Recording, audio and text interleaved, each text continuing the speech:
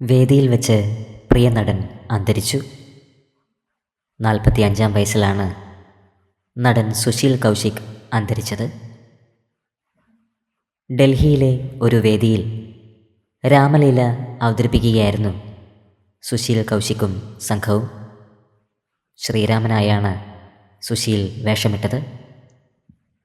പൊടുന്നനെ നെഞ്ചുവേദന അനുഭവപ്പെടുകയും സുശീൽ വേദിയുടെ പിൻഭാഗത്തേക്ക് നടന്നു നീങ്ങുകയുമായിരുന്നു. പിന്നീട് കുഴഞ്ഞു വീണു.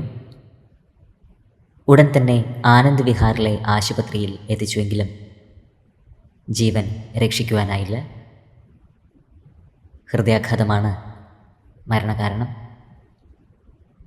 അപ്രതീക്ഷിത വേർപാട് വലിയ ഞെട്ടലാണ് സൃഷ്ടിച്ചിരിക്കുന്നത്. സുശീൽ കൗശിക്കിന് 45 വയസ്സായിരുന്നു. പ്രണാമം അർപ്പിക്കുകയാണ് കലാലോകം. ആത്മാവിന് നിത്യശാന്തി ലഭിക്കട്ടെ എന്ന് നമുക്ക് പ്രാർത്ഥിക്കാം.